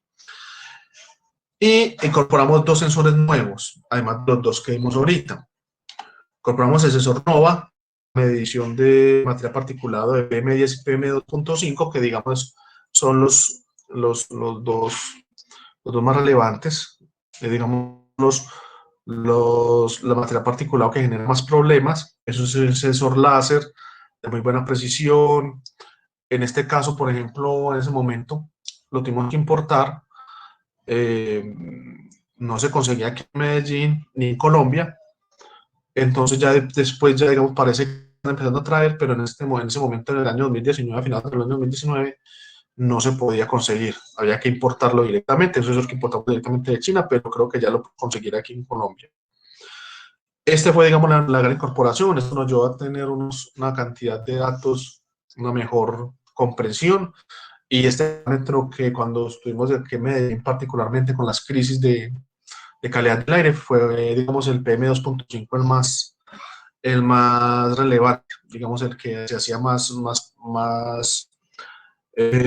bulla mediática y todo esto. Y ese sensor de CO2 mejorado, el sensor de CO2 ya nos ayuda a tener unas mediciones más exactas, mejor digamos, unos datos más exactos, y con estos datos para poder hacer conexión y poder hacer la transmisión de datos y tener un conjunto, una base de datos más clara. ¿Qué desventajas encontramos? Lo que ustedes ven ahí. Este fue un accidente que tuvimos con el dron. a principios de este año, fines de este año, en el cual el dron se estrelló y literalmente quedó partido en pedazos. De estos equipos es una de las desventajas, de la mayor desventaja que encontramos, porque de todas maneras subsanamos todo lo que buscábamos, que era medir en diferentes alturas, en lugares en los cuales son inaccesibles, pero este detalle de la fragilidad de los equipos y que se requiere material personal calificado, tanto en la parte de vuelo como análisis, es donde es la parte que, digamos, es la más delicada en este tipo de trabajos.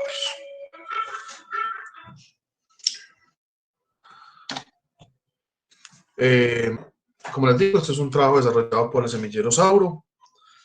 Lo desarrollamos en conjunto, digamos, llevamos ya alrededor de 3 años de desarrollo, ya la idea es este año entregar el equipo como tal. Y es, digamos, todo lo que tenía, digamos, para mostrarle. Es mucha información, les mostré, digamos, lo más básico, lo más esencial. Ya estoy, digamos, ya disponible para las preguntas que quieran hacerme. Vale, profe, muchísimas gracias. Hay una pregunta que nos hacen por acá en el interno donde dice cuánto fue la inversión que ustedes utilizaron en el dron final y cómo ha sido ese proceso de desarrollo, si la inversión es por parte de los estudiantes o la institución aporta en algo. Bueno, hay que entender que uno tiene dos formas de hacer estos equipos. Una es compra directamente de proveedores en China.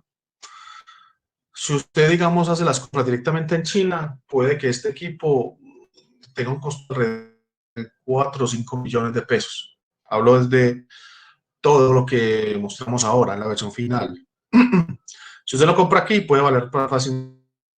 Ahora, ¿qué es lo que pasa? La universidad, digamos, para el primer prototipo, fue parte de los estudiantes, digámoslo así, de los docentes, pero ya para este equipo, porque este es un equipo ya profesional, con unas especificaciones muy claras, con unos elementos costosos, ya digámoslo así, ya la universidad corrió con los gastos, digamos, esto fue parte de ese proyecto de investigación con ese nombre que tenemos la ponencia, entonces la universidad con esos gastos.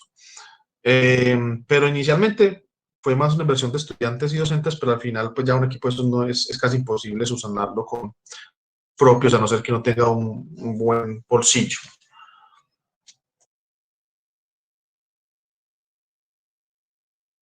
Vale, muchísimas gracias, ingeniero. Con esto pues vamos a dar finalización a nuestra sesión de ponencias de esta jornada de la tarde. Los invitamos a que mañana nos acompañen en ponencias de la sala de ingeniería de procesos, donde también hay unas temáticas orientadas hacia la parte de la mecatrónica en cuestión de sistemas de control y monitoreo de café. Entonces, agradecerles a todos su participación. No, pues no veo más preguntas. Qué bueno tenerlos dentro de este espacio compartiendo con la Universidad Mariana que esto a futuro se empiece a crecer mucho más estos procesos de intercambio de conocimiento. Agradecemos a todos su participación, a la sala por estar pendientes y en estos últimos minutos los invitamos a que puedan pasar a la sala número 1. Ya les voy a copiar el link para que por favor puedan ingresar a las otras ponencias. Muchísimas gracias.